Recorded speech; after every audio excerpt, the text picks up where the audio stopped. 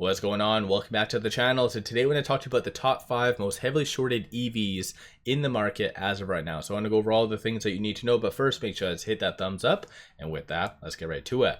So starting off with stock number 5, you have NIO. And this was stock number 5 last report. And so I do these types of videos roughly 2 times a week just to give you an overview of what shorts are doing.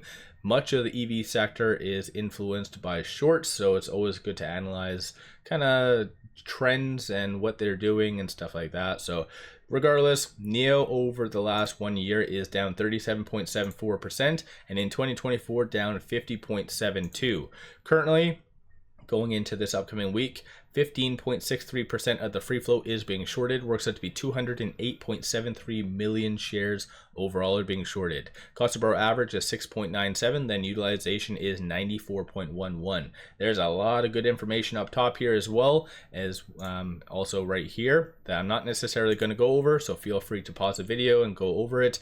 If you do have any questions, let me know in the comments below. I can definitely break that down for you. But generally, just looking at it from a trend standpoint, shorts have been feeling very confident as they've been getting in ever since the end of September. So they're really trying to bring NIO down. And interestingly enough, during this time period, you had NIO go through like what was it, like an 80% run or something like that.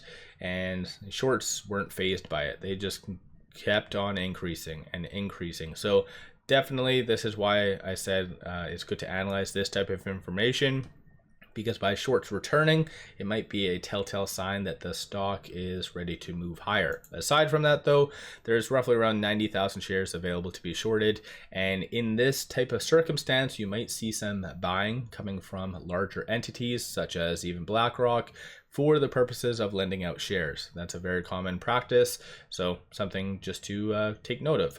Moving over to stock number 4, Workhorse. So this was stock number 1 last time I did this video. So this one went down quite a lot and had nothing to do with kind of the company itself, rather just disclosures. Well, I guess it is. That's kind of linked to the company, so kind of ignore that. But over the last 1 year, down 86.29, and then 2024 down 85%. 16.27% of the free float is being shorted. Works out to be 6.09 million shares overall are being shorted. Cost to borrow average is 20.37, and then utilization is 65.4%. Through IBKR, does indicate around 600,000 shares is available to be shorted. So when it comes down to it, like I said, what really changed wasn't actually anything from the NASDAQ. So obviously 2 times per month they do disclose new numbers.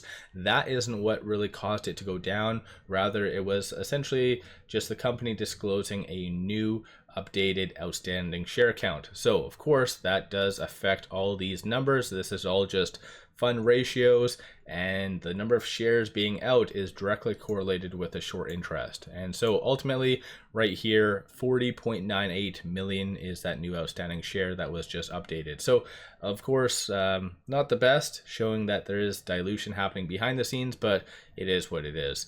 Moving over to stock number 3, you have Faraday. Did go down 10.57 just alone on Friday. Over the last 1 year, down 97.96, and in 2024 down 96.03.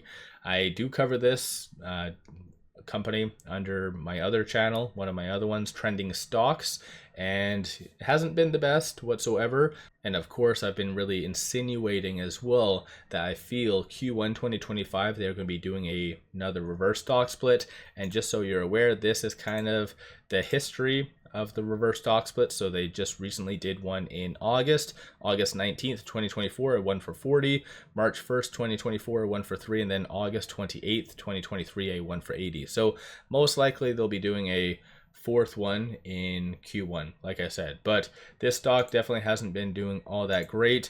19.34% of the free float is being shorted. Works out to be 8.52 million shares overall are being shorted. Cost to borrow average is 27.94, and it is on the threshold list, has been on the threshold list. It looks like, sorry, I guess I didn't select it. Looks like fairly recent, ever since November the 27th. So In theory, whenever any stock is on this list for 13 consecutive trading days, the SEC should be interjecting with the market makers, but that won't be coming for another 2 weeks from now. But utilization, on a side note, is 100%, and then through IBKR does indicate around 500,000 shares is available to be shorted.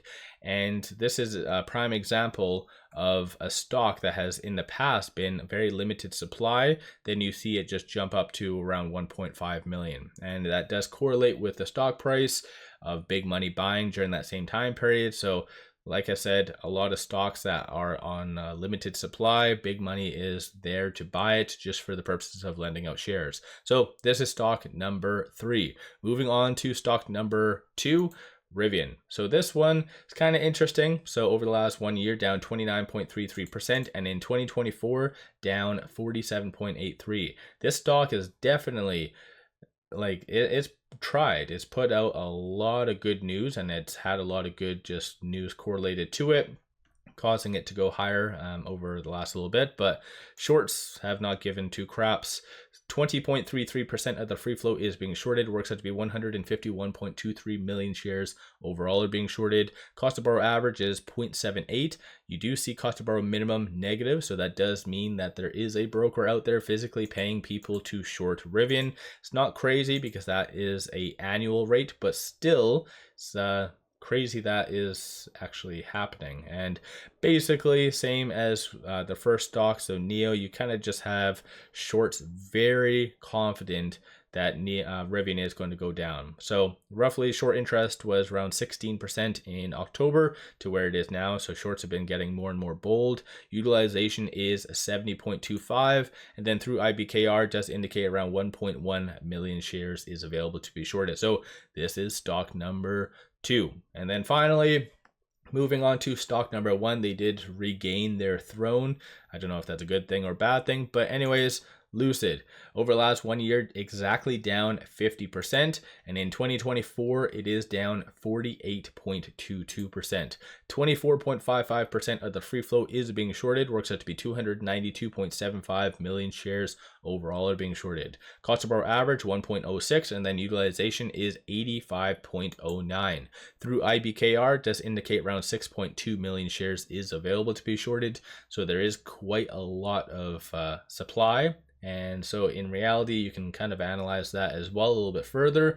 So the fact that shorts aren't really doubling down kind of shows that maybe Lucid itself has somewhat bottomed, but what do I know, right? Crystal ball is sometimes wrong. You do your own due diligence at the end of the day. There's a lot of different ways all this data that I've brought up can be interpreted differently. So yeah, what's your viewpoint? Do you own any of these stocks, or are you avoiding the EV sector in general? I think there's a lot of big things coming out this upcoming week, such as unemployment, jobs data, Powell is speaking, manufacturing data. A lot of that is going to really shake the broader market. And then EV, the whole EV sector has been very sensitive. So who knows? We'll just have to wait and see how it does all play out. So what is your viewpoint on these stocks? One final thing I do want to share with you though is I did launch a Patreon where I'm giving buy signals on stocks, options, and crypto. Many of them have been absolute home run calls. So pop over there, link in the description below and also the comments, and take a look for yourself. With all that said, appreciate all of you watching.